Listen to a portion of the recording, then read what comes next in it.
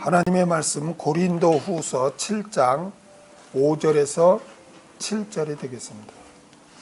우리가 마게도냐에 이르렀을 때에도 우리 육체가 편치 못하고 사방으로 환난을 당하여 밖으로는 다툼이요 안으로는 두려움이라.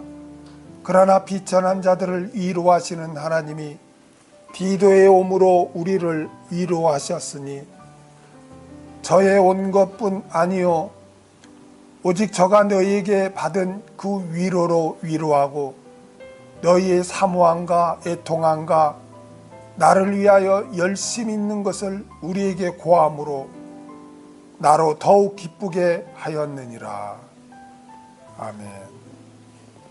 디도와의 상봉으로 위로받은 사도 바울, 이란 제목으로 같이 말씀을 나누겠습니다. 바울은 자신의 사도성과 사역의 신실성을 변호한 뒤에 고린도 교회 성도들에게 우리의 마음을 넓었으니 너희도 마음을 넓히라고 그렇게 하며 화해를 권면했습니다.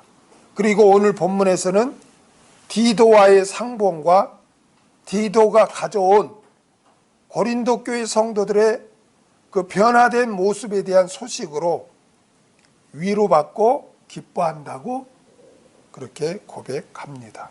5절, 우리가 마게도냐에 이르렀을 때에도 우리 육체가 편치 못하고 사방으로 환난을 당하여 밖으로는 다툼이요 안으로는 두려움이라. 우리가 마게도냐에 이르렀을 때에도, 사도 바울은 마게도냐를 가기 전에 어디에 들렸냐면 드로아에 들려서 그 드로아에서 누구를 만나기로 했냐면 고린도 교회에 보낸 디도를 드로아에서 만나서 마게도냐로 이렇게 가기로 그렇게 계획을 세우고, 그렇게 드로아에서 기다리면서 디도를 기다리면서 복음을 전했는데 디도가 안 오는 거예요. 디도가. 그래서 디도를 만나지 못하고 그냥 마게도냐로 바울은 가게 된 것입니다. 우리가 전에 살폈죠. 고린도후서 2장 12절에서 13절 한번 보겠습니다. 내가 그리스도의 복음을 위하여 드로아의 이름에 주 안에서 문이 내게 열렸으되, 그러니까 드로아에 이르러서 문이 열렸다는, 전도의 문이 열려서 막 복음을 전했다는 거죠. 내가 내 형제 디도를 만나지 못함으로 내 심령이 편치 못하여 저희를 작별하고 드로아 그 형제들을 작별하고 마게도냐로 갔노라. 그러니까 사도 바울은 드로아에 가서 고린도에 보낸 디도가 오면 거기서 만나서 같이 어디로 가기로 했어요? 마게도냐 지역으로 가서 복음을 전하기로 했는데, 드로아에 가서 전도문이 열려서 막 전도하면서 디도를 기다리는데 디도가 안 오는 거예요. 그래서 혼자 마게도냐로 갔다는 거죠. 그래서 오늘 본문에 우리가 마게도냐에 이르렀을 때, 그 다음에 우리 육체가 편치 못하고, 여기 우리 육체를 사륵스라고 하거든요. 사륵스라는데 이거는 몸, 육체라는 뜻도 있고요. 또 인간의 죄성, 인간의 그 타고난 죄성을 말할 때도 이걸 사륵스란 이 단어를 쓰고, 또 인간의 연약성을 말할 때도 이 사륵스라는 단어를 써요. 근데 오늘 본문에서는 뭐냐면 이 육체를 가리켜요. 그러니까 드로아에서 디도를 못 만나고 마게도냐에 온 바울은 몸이, 육체가 편치 못했다는 거야. 육체뿐만 아니라 우리가 아까 읽은 고린도 후서 2장 13절에 보면 거기서는 뭐가 또 그랬다고 그러죠? 마음이 편치 않다고 그랬죠. 그렇죠? 여기 심령이 편치 못하게 그러잖아요. 그러니까 뭐예요? 마음과 육체가 이게 온전히 그냥 좀 뭐랄까 이게 정신적으로나 육체적으로 그냥 편치 못한, 그러니까 그게 그 디도로 만났다면 이게 이렇게 좀 마음 편하게 마게도냐 가서 이렇게 복음을 증거한 건데, 디도로 못 만나니까 그냥 못 만나고 딱 마게도냐 오니까 그냥 심령도 지치고 육체도 지쳤다는 거예요. 이게 2장에서는 심령이 편치 못하다고 그러잖아요. 이게 사람이, 그래서 이 마음이 중요한 거야. 마음이 병이 들거나 마음이 괴로우면요, 육체는 다운돼요. 그러니까 어떤 충격적인 소식을 들으면 넘어가 버리잖아, 사람들이. 예. 그러니까 우리 인간은 있잖아요, 영과 혼과 육으로 있어요. 그래서 이 육은 혼의 영향을 받고 혼은 또 영의 영향을 받거든요. 그래서 마음이 편치 않으니까 육체도 그냥 불편한 거예요. 지친 거예요. 지금 그런 게 정신적으로나 육체적으로 굉장히 지금 지쳐 있었단 말이에요. 왜 바울이 이렇게 정신적으로 육체적으로 편치 못했나? 그것은 고린도 교회 성도들과 디도에 대한 염려 때문이죠. 그렇죠? 바울 서신을 보면은 바울은 있잖아요, 자신의 안위 때문에 그냥 무슨 염려하거나 그러지는 않았어요. 자신의 어떤 안위 때문에. 왜? 하나님께 전적으로 의지하고 그렇게 했기 때문에. 이게 자신의 안위 때문에 염려한 적이 없어요. 그리고 항상 성도들과 또한 교회를 위해서 이렇게 염려했던 것입니다. 그러니까 우리는 이런 사도 바울을 본받아야 돼요. 자신과 관련된 사람들의 영혼, 그들을 늘 돌아보고 그들의 안위를 늘 생각하고 그들을 위해서 중보기도를 해줘야 되는 거예요. 아멘? 우리가 항상 같이 있을 수 없잖아요. 가족이라도 또 일하러 가거나 아니면 유학 가면 떨어져 있잖아요. 그렇죠? 그래서 항상 나와 관계된 사람들의 안위를 항상 기억하고 그들이 신앙생활을 잘할 수 있도록 우리가 기도해주고 우리가 또한 그렇게 중보기도 해줘야 된다는 거예요. 이게 바울은 항상 자신은 정말 힘든 가운데 있었지만 고린도 교회 성도들 또 디도를 안위 때문에 항상 그렇게 생각하고 중보기도를 했다는 거죠. 우리 그리스도인들은 나와 관계된 사람, 특히 믿음의 형제들에 대해서 무관심하면 안 돼요. 그 하나님이 기뻐하지 않아요. 아멘? 이걸 우리가 잘 되새기하겠습니다. 사방으로 환난을 당하여 밖으로는 다툼이요 안으로는 두려움이라. 바울은 정신적으로나 육체적으로 지쳐 있는 상태에서 사방으로 환난을 당하며 밖으로는 다툼이요 안으로는 두려움이 있었습니다. 사방으로 환난을 당한다는 것은 모든 면에 있어서 환난을 당했는데 그것은 밖으로는 다툼이요 안으로는 두려움이었다는 거예요. 다툼, 이거를 마카이라고 하는데 싸움, 논쟁.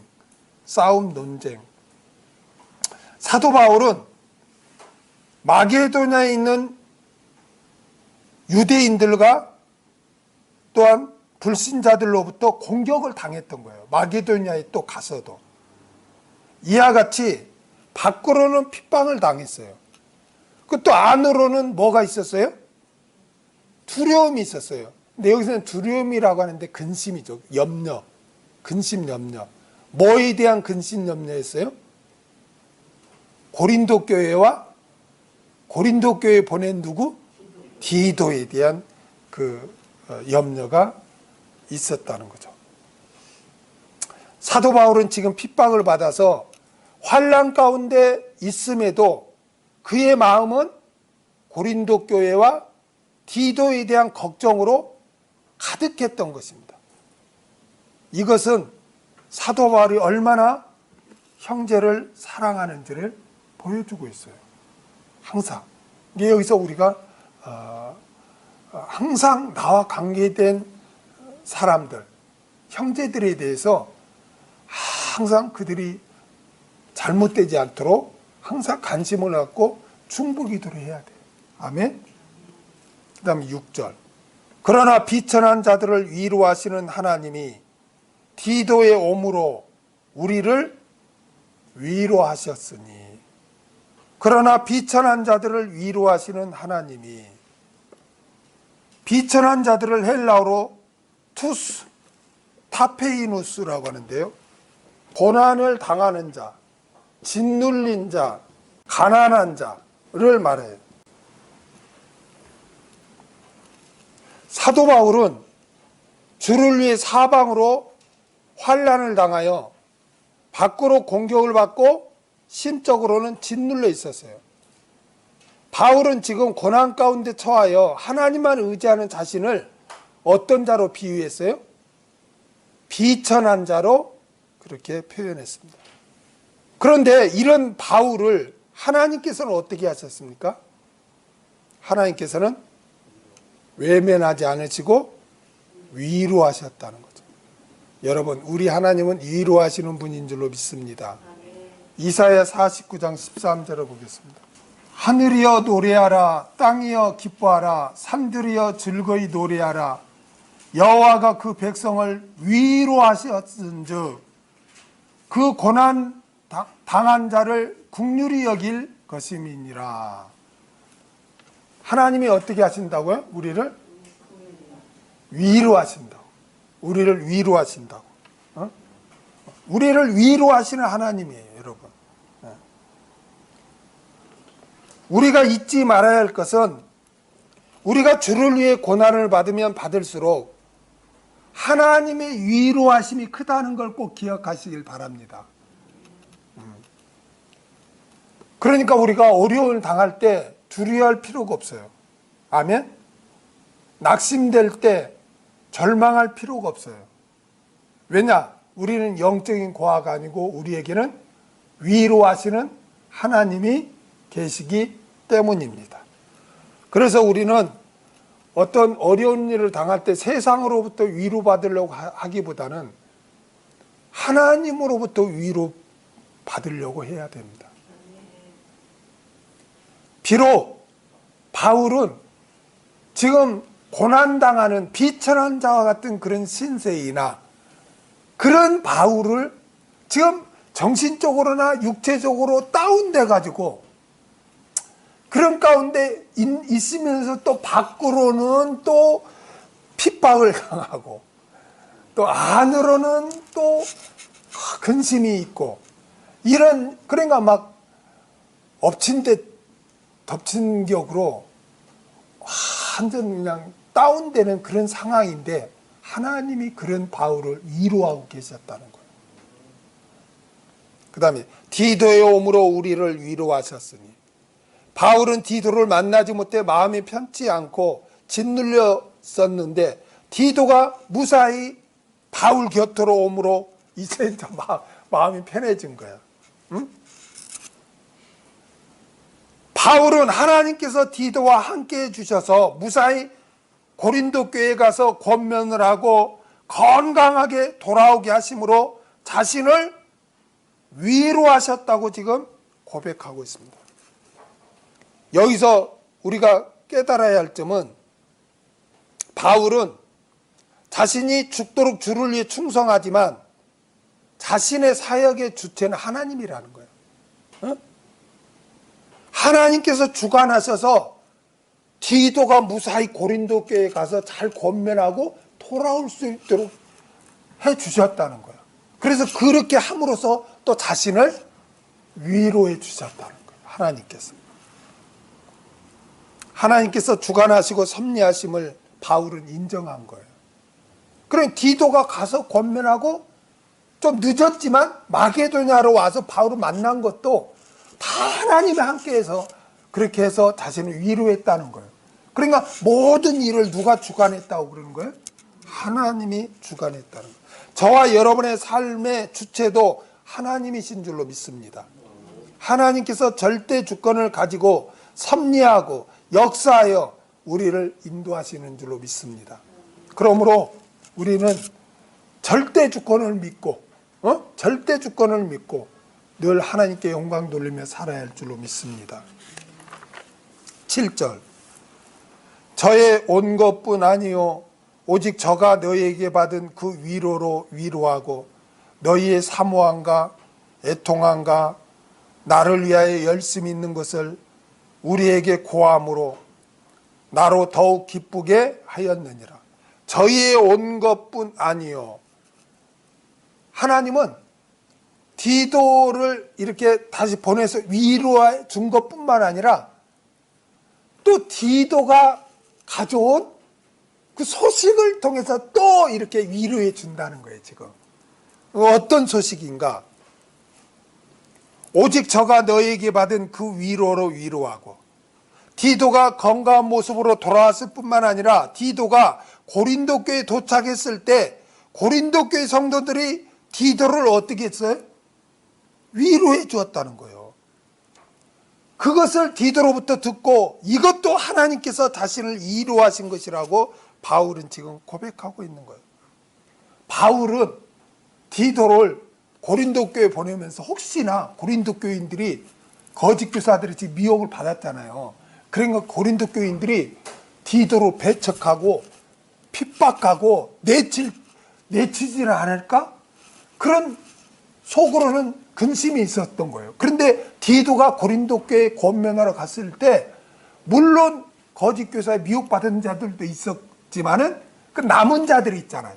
또 순수한 그들이 디도를 따뜻하게 이렇게 위로해 주었다는 거예요. 이렇게 먼 곳까지 이렇게 와서 이렇게 와주었다고 위로해 주었다는 거예요. 디도가 이제 와서 내가 고린도 교회 갔더니 고린도 교회 성도들이 자신을 맞이해 주면서 자신을 위로해 주었다고 바울한테 지금 그 이야기를 한 거예요. 그러니까 그 디도로부터 그 소식을 고린도 교인들이 디도로 그렇게 위로로 맞이했다는 소식을 듣고 또 거기서 또 하나님이 나를 그것도 하나님이 나를 위로해 준 거라고. 바울의 인간적인 생각으로 혹시 디도가 가서 내팽개치지 않을까 그런 걱정을 했는데 하나님이 역사에서 그들의 마음을 주장해서 디도를 따뜻하게 영접했다. 그 소식을 이제 디도로부터 듣고 그것도 다 하나님이 나를 위로한 것이라고 지금 고백한 거예요. 여러분 우리의 범사에 일어나는 모든 일도 다 여러분을 위로하시는 하나님인 줄로 믿습니다. 너희의 사모함과 디도는 고린도 교회 성도들이 바울을 사모하고 있다고 또 전해 주었어요. 이 소식을 들은 바울은 또 위로받고 거기에 또 기뻐한 거예요. 여기 사모함, 에피포데심, 갈망하다, 그리워하다 그런 뜻이에요. 고린도 교회 거짓 교사들이 침투해서 여러 가지 문제가 발생했을 때 바울이 방문에 책망하려고 했던 계획을 미루었었죠. 바울이 직접 가서 책망하려고 했었거든요. 근데 그걸 미루어요. 고린도후서 1장 23절 한번 볼까요? 내가 내 영혼을 두고 하나님을 불러 증거하시게 하노니 다시 고린도에 가지 아니한 것은 너희를 뭐하려 함이라? 아끼려 함이라. 고린도 교회가 여러 가지 거짓 교사가 침투해서 문제가 발생했을 때 바울이 방문해서 그들을 책망하려고 했거든요. 그런데 그 방문을 연기를 해요. 그러니까 바울은 그들을 아껴서 만약 그때 가서 책망했더라면 어떻게 됐을 것 같아요? 완전 교회가 쪼개졌을 거죠. 그렇죠. 그래서 그들을 아껴서 방문을 미루었던 거예요. 그런데 디도가 보고 온 것은 뭐예요? 고린도 교회 성도들이 바울을 뭐하고 있다? 사모하고 있다는 거예요. 디도로부터 이 소식을 들은 바울은 기쁘지 아니할 수 없었어요. 그러니까 여러분 교회도 있잖아요. 구약 시대에 누구를 통해서 역사한지 아세요? 구약 시대에 하나님이 비유를 들으기를 구루터기, 또 남은 자. 그러니까 고린도 교회에서도 이렇게 남은 자들을 통해서 하나님이 역사하신 거예요. 그래서 고린도 교회에 신실한 성도들이 바울을 갈망하고 사모했어요. 그러니까 그 소식을 들은 바울은 어떻겠어요? 너무나 기쁘고 하나님이 또 이렇게 그래도 역사에서 이런 또 관계를 또 이렇게 갖게 해주셨구나 하고 또 위로받은 거예요. 그 다음에 애통함과, 여기 애통함은 오디르모스라고 해요. 오디르모스. 슬퍼하며 괴로워하다. 거짓 교사들이 바울을 공격했을 때 고린도 교회 성도들 가운데 거기에 동조한 사람도 있죠. 그 다음에 동조한 사람도 있지만 또 방조한 사람도 있죠.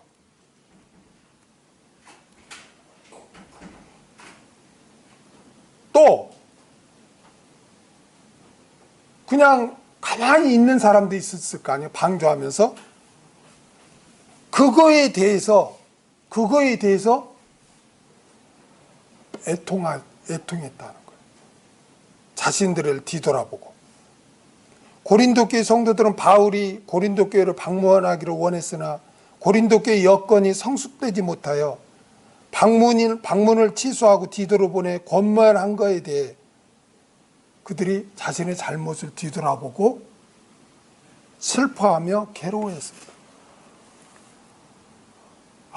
우리가 신실한 그 사도 바울을 저들이 비방하는데 우리가 너무나 방조했구나. 저들을 막지 않고 그들과 싸워서 물리치지 않고 그냥 방조했구나. 거기에 대한 죄책감, 거기에 대한 애통함. 또 일부는 동조했다가 디도의 권면을 듣고 내가 잘못했네. 진짜 하나님의 일꾼을 의심하고 지금 가짜를 내가 추종한 거 아닌가? 이러면서 또 애통해한 그런 자들이 발생을 한 거예요. 그 소식을 들은 바울은 또 위로받은 거예요. 이것도 누가 역사했다? 하나님이 역사했다. 그래서 나를 지금 위로한다는 거예요. 사람은 누구나 실수할 수 있고 죄를 범할 수 있습니다.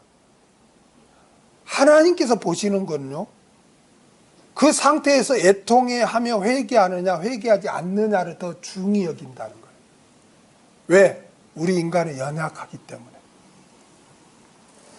하나님께서는 자신이 지은 죄를 회개하는 자를 긍휼히 여겨주시고 용서해 주시는 줄로 믿습니다.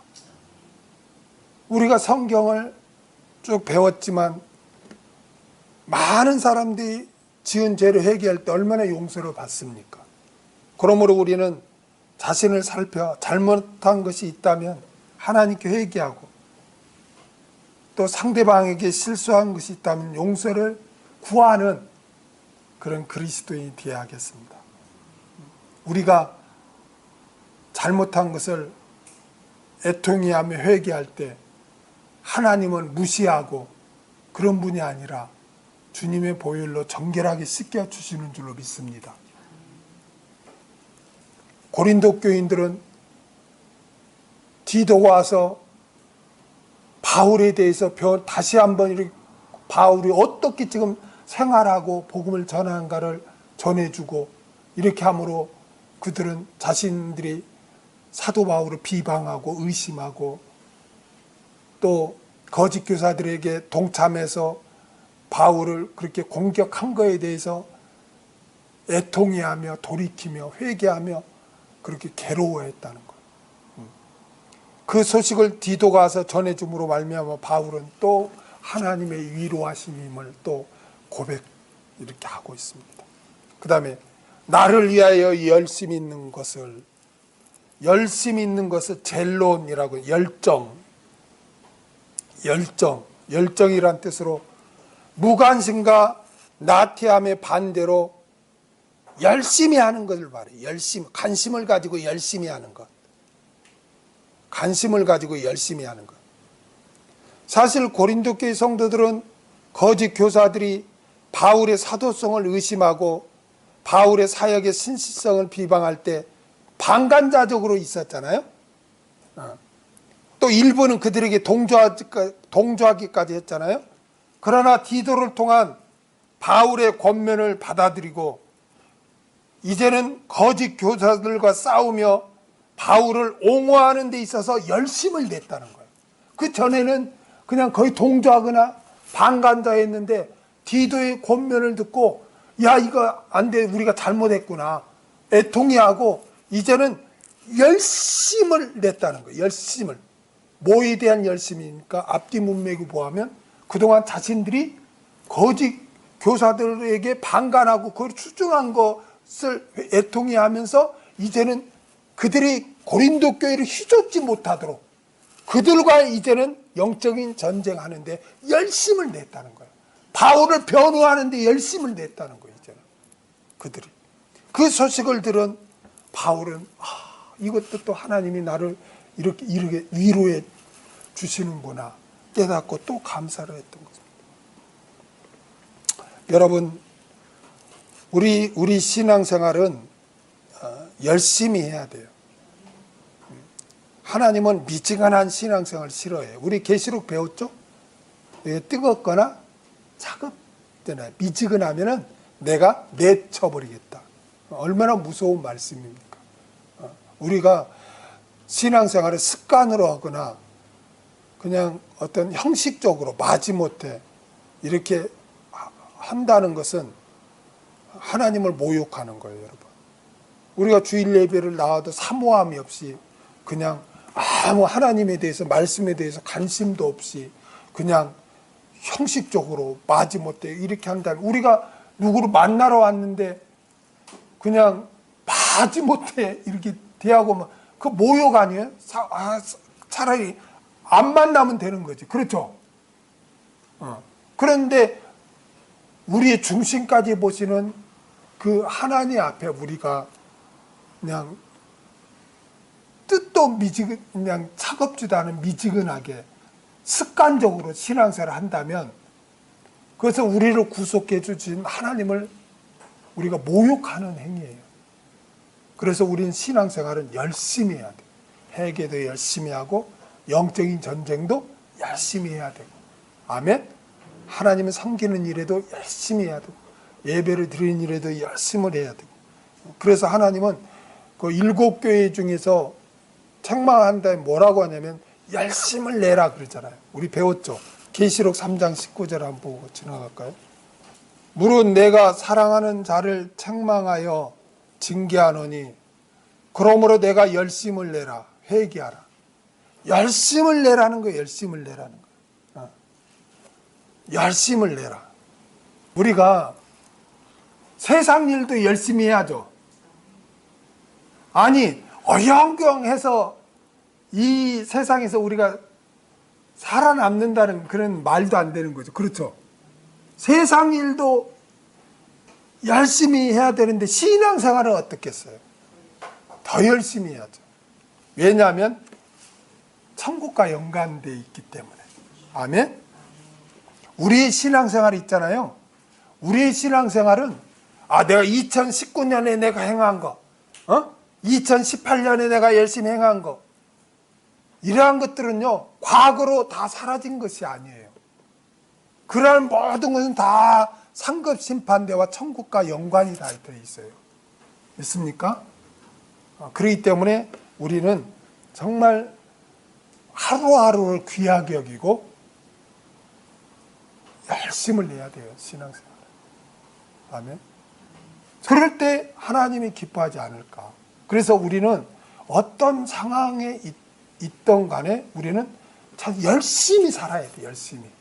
아멘. 그래서 이 고린도 교회 성도들이 아주 이제는 이제 열심히 영적인 전쟁을 하고 있다는 소식을 듣고 또 하나님이 이렇게 또 해주었구나, 자기의 중보기도를 통해 또 이렇게 변화시켜 줬구나 하고 또 위로를 받고 기뻐했어요. 우리에게 고함으로 나로 더욱 기쁘게 하였느니라.